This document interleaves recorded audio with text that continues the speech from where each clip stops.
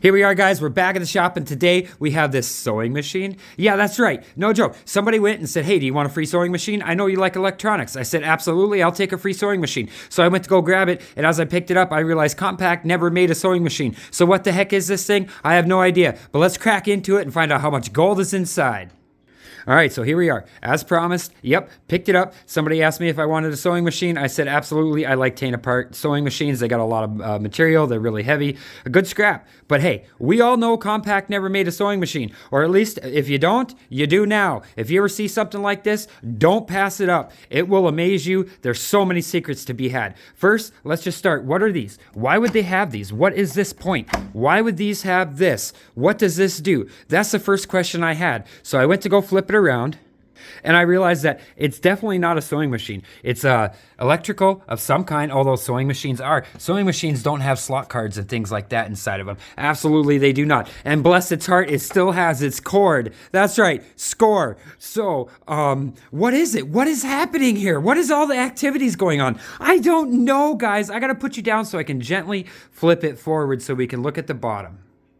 All right, so here's the bottom. Turns out those little things were legs. Well, what are legs for? Why would you have legs on that? What does that do? I have no idea. So you just keep looking. And oh, look, it looks like somebody paid $10 whole for this at some point in time in its life. But what is this? What's going on? Why is this happening? Well, I kept looking, and I'm like, there's flip-a-doos here. Well, there's got to be something. It doesn't stand up like that. It's not meant to do that, but what is that?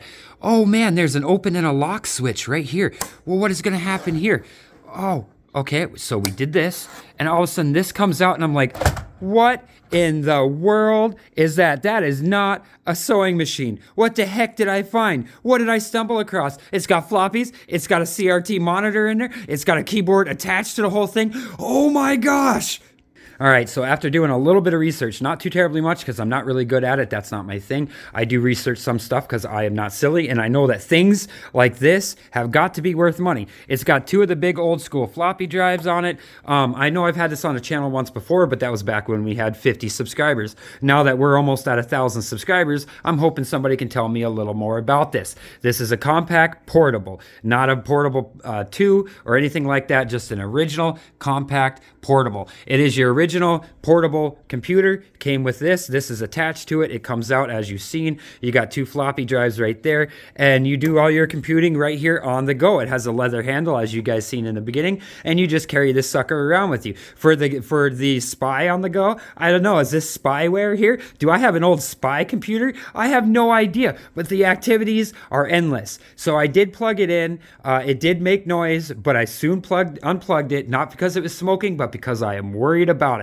I just wanted to see if it was going to turn on, and it did. I did not want to leave it because I was worried about the main board inside there. Usually something goes wrong. It's a tantalum tent capacitor that usually pops on those boards from what I can understand, and I didn't want to do that to this poor thing. This thing is beautiful, although it's missing its cap. I tell you what, I don't care. For a free sewing machine, you can't get no better than this. I know there's some really delicate boards inside there, and I'm not going to open it up because I don't want to crack into it just yet. These keyboards right here are terrible. They got little foam pads underneath there. I'm not even going to push them, and those foam pads deteriorate. In fact, if you look these up, this is going to be one of the first things you find is that keyboard sucks. Yes, it does. And so basically anything of this vintage, you're going to have to fix that keyboard. But the fact that it has the keyboard in and of itself is a beautiful thing, because usually people will cut them off of there and they'll go about their day. I am so glad somebody did not scrap this out, and I'm so glad it did not hit the crusher, because that's exactly where this stuff goes. When you guys think you bring it to the dump and it gets recycled, it doesn't get recycled. It just gets put into the ground and dirt put over top of it, and then you lose stuff like this forever.